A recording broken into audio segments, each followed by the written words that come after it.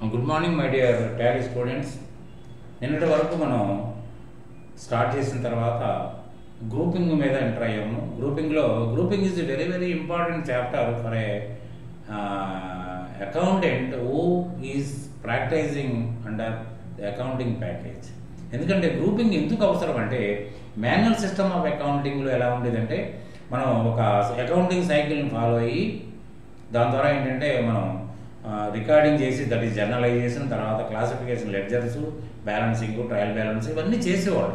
అంటే దీంట్లో రెండు divisions, bookkeeping division and accounting division ఉండేది. Accounting will take care of preparation of all the balance sheets and final profit and loss account. కానీ ఇవాళ accountant data operator అనే system దీంట్లో లేదు. ఎందుకంటే anybody can prepare the financials, anybody can see the reports, and anybody can analyze the thing who is in touch with the record. అర్థమైందా? దాంతో ఏంటంటే కాబట్టి ఫిక్స్డ్ మీకు గ్రూపింగ్ ఆఫ్ లెడ్జర్స్లో ఏంటంటే ఏ క్యారెక్టర్ ఎలా ఉంటుందో మీరు చేస్తున్న బిజినెస్లో తారసపడి అన్ని రకాల అకౌంట్స్ యొక్క క్యారెక్టర్ని ఇంట్రొడ్యూస్ చేయడం అనేది మీకు గ్రూపింగ్ ఆఫ్ లెడ్జర్స్ కింద మనం చెప్పుకోవాల్సిన అవసరం వస్తుంది. దాంట్లో ముందుగా బ్యాలెన్స్ షీట్ స్టార్ట్ చేసాం. బ్యాలెన్స్ షీట్లో లయబిలిటీస్ అంటే liabilities are nothing but obligations of the organization. అంటే obligations are otherwise called as sources and how the fund acquired by the business organization to start and run the business. So ఆ విధంగా మనకి source వచ్చింది. సోర్స్లో కూడా capital ద్వారా వచ్చింది. First of all వచ్చేది క్యాపిటలే కాబట్టి క్యాపిటల్ ద్వారా వచ్చింది. దాని సబ్ గ్రూప్స్ గురించి ఎక్స్ప్లెయిన్ చేసాం. దాని తర్వాత at the time of deficiency of fund we have to go for loans. దాంట్లో అన్సెక్యూర్డ్, సెక్యూర్డ్ అండ్ బ్యాంక్ లోన్స్కి వెళ్తున్నాము. దాని తర్వాత కరెంట్ లయబిలిటీస్ని గురించి కూడా మనం మాట్లాడుకున్నాము. దాంతో ఏంటంటే లయబిలిటీస్ పార్ట్ సక్సెస్ఫుల్గా కంప్లీట్ చేసుకోగలిగాము. దాని తర్వాత మీకు అసెట్ సైడ్ వచ్చినప్పుడు assets are nothing but resources. Resources అంటే అర్థం ఏంటంటే which can help a businessman to produce something. డబ్బులోంచి డబ్బులు సంపాదించుకోవాలి. కాబట్టి ఏంటంటే అది ఏ రకంగా ఉపయోగపడుతుంది అనేది మీకు ముందు తెలుస్తుంది.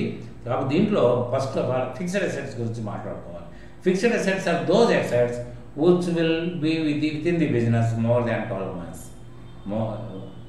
అయితే 12 months అంటే అకౌంటింగ్ పీరియడ్ 12 months ఉంటుంది. దాని తర్వాత మోర్ దాన్ 12 months కనుక మన దగ్గర ఉండి మనకు ఉపయోగపడి రూపాయి సంపాదించుకోవడానికి ఏదైతే కారణం అవుతుందో that will be called as fixed asset. ఏమండి ఫిక్స్డ్ అసెట్స్లో అంటే it depends upon the business and size of the business and the nature of the business also. ఇది అని మనం చెప్పడానికి ఉండదు. అన్నారా? ఇప్పుడు ఫర్నిచర్ బిజినెస్ చేసేటోడికి furniture is an item to be sold. But మన దగ్గర అదర్ బిజినెసెస్లో ఏముంటుంది? Furniture is an asset to be used to run the business. So ఆ విధంగా ఏంటంటే it depends upon the nature of the business, size of the business. అంటే హాస్పిటల్స్లో ఒక రకంగా ఉంటాయి, మీకు కన్స్ట్రక్షన్లో ఒక రకంగా ఉంటాయి, ఫిల్మ్ ప్రొడక్షన్లో ఒక రకంగా ఉంటాయి. అంటే మీకు దాదాపు అర్థమైపోతుంది. ఎందుకంటే నేను చెప్పేది ఏంటంటే దీంట్లో ఉన్న ఉదాహరణలు మీరు గుర్తుపెట్టుకోవాల్సిన అవసరం లేదు. జస్ట్ ఉదాహరణ చదివితే సరిపోద్ది అంతే. ఎందుకంటే మీరు ఏ బిజినెస్ అయితే చేస్తున్నారో ఆ బిజినెస్లో ఇది మనకి మోర్ దాన్ 12 months మనకు ఉంటుంది, ఇది మనకు ఉపయోగపడుతుంది, ఇది లేకపోతే మనం బిజినెస్ సక్రమంగా నిర్వర్తించలేము అనే అభిప్రాయం మీకు కలిగితే ఫిక్స్డ్ అసెటే. సంతోషంగా మీరు you have to decide your self, you have to confirm it as fixed asset. అర్థమైందండి? అది దీంట్లో గమ్మత్ ఏంటంటే ఫిక్స్డ్ అసెట్ ఐటమ్ రూపంలో ఉన్నది బాగానే ఉందండి, కానీ ఎక్స్పెండిచర్ రూపంలో ఉన్నది కూడా ఫిక్స్డ్ అసెట్గా భావించాల్సిన పరిస్థితి ఇక్కడ కొన్ని ఐటమ్స్లో ఉంది. అది ఏంటో ఒకసారి చూద్దామండి. సరే, ముందుగా furniture and fixtures, machineries, vehicles, lease or freehold, అంటే కిచెన్ వేర్ ఇన్ హోటల్స్, ఇవన్నీ కూడా కొన్ని ఎగ్జాంపుల్స్. తర్వాత beds in hospital, hotel, X ray and scanners in hospital, projectors and rectifiers in cinema theatres, holding structure in advertisement business. Advertisement బిజినెస్లో మెయిన్గా ఏముంటుందండి? ఏదో building మీద హోల్డింగ్ స్ట్రక్చరు, లేకపోతే బస్ షెల్టర్లో మీకు ఆ స్ట్రక్చర్ తయారు చేయడం, దానికి ఫ్లెక్సీ స్టిక్ చేయడం, ఇది అదే కదా main. So holding structure is an asset to the advertisement business owner. So lift to carry materials in construction side. మీరు చూడండి, 10-15 అంతస్తులు లేసే పరిస్థితులు ఎలా ఉంటుందంటే కింద నుంచి సిమెంట్ బస్తాలు కానీ, శానిటరీ మెటీరియల్స్ కానీ, ఎలక్ట్రికల్ మెటీరియల్స్ కానీ ఇవి తీసుకెళ్ళడం అంత సాధ్యమైన పని కూడా కాదు. కాబట్టి ఏంటంటే మనకి ఒక టెంపరీ ఒక లిఫ్ట్ని అరేంజ్ చేస్తారు. Lifts are 2 types. One is passenger lift, other one is this.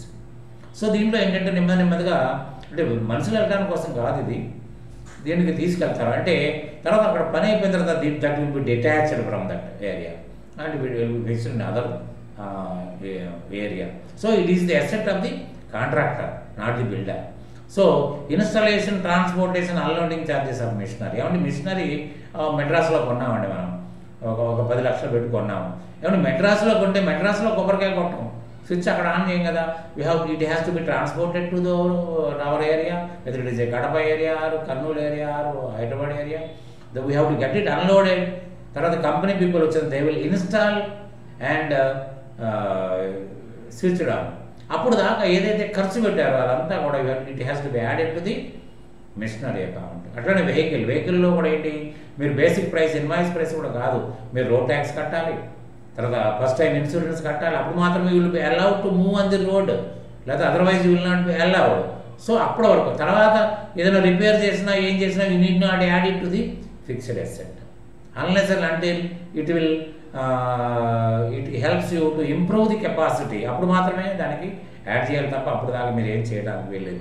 So installation, transportation, unloading charges కంటికి ఎలా కనిపిస్తాయి, ఇవి expenditures, no doubt it is expenditure, కానీ వాటిని మనం తెచ్చుకోవడానికి ఉపయోగించుకున్నాం కాబట్టి it has to be added to that fixed asset. తర్వాత first time insurance on the vehicle, upgradation of machinery or equipment తెలుస్తుంది కదా.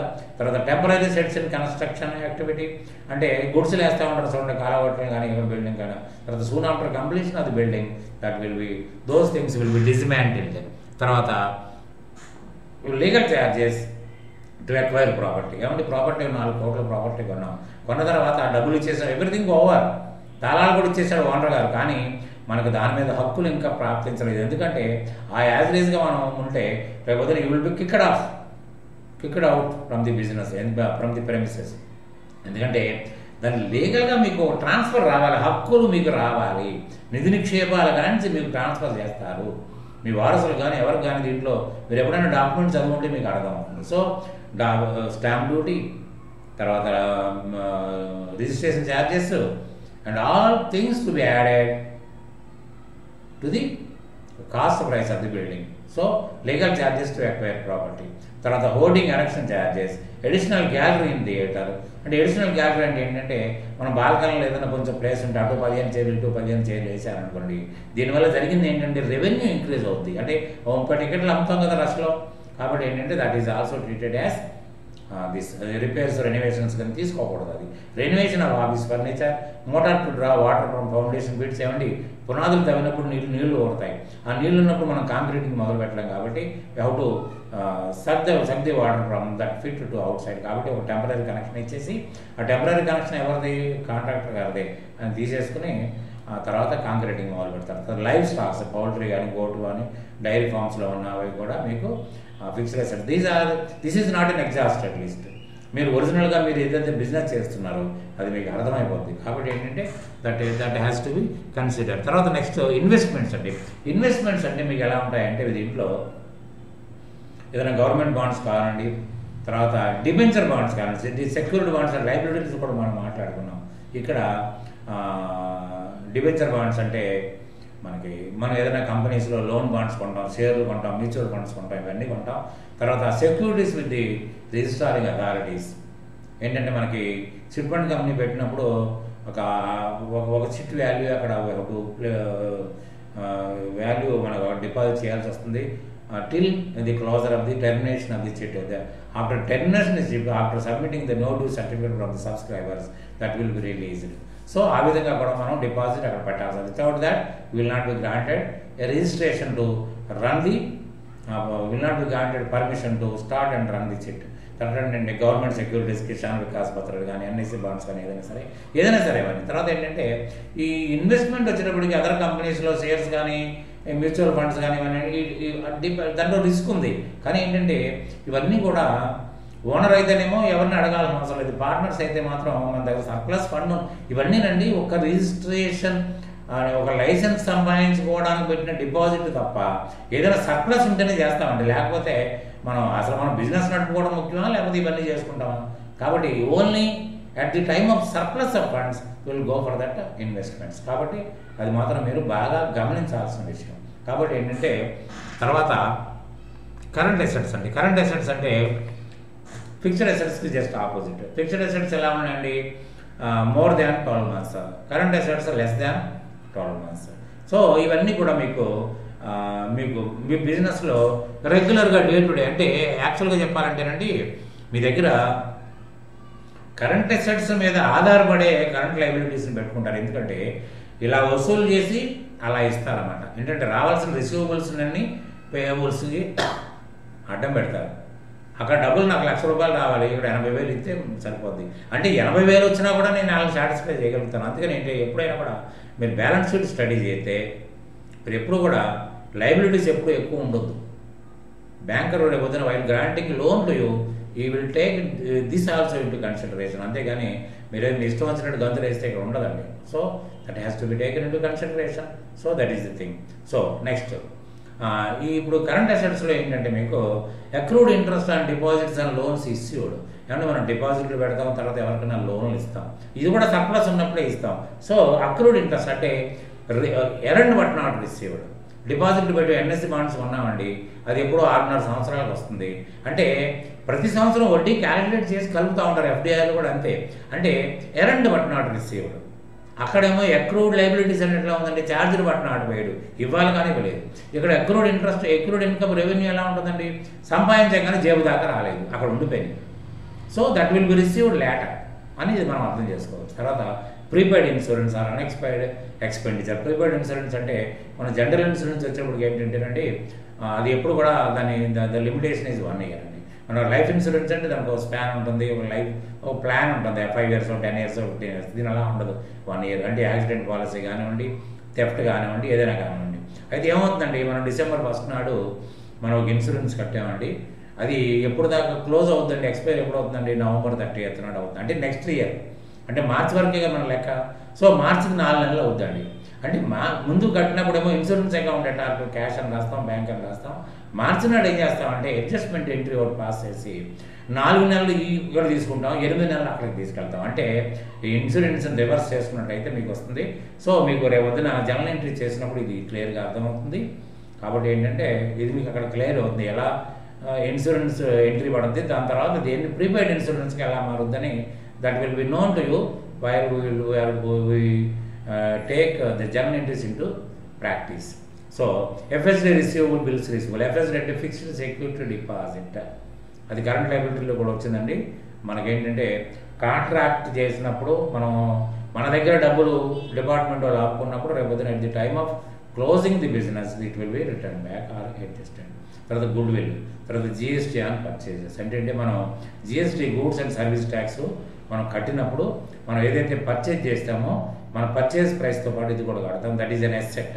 తర్వాత ఏమవుతుందంటే రేపు పొద్దున మనం కట్టాల్సిన ఏంటంటే అమ్మినప్పుడు మనం ఇప్పుడు డ్యూటీస్ అండ్ ట్యాక్సెస్లో ఏముందండి, GST and sales GST output ఒకటి ఉంది కదా.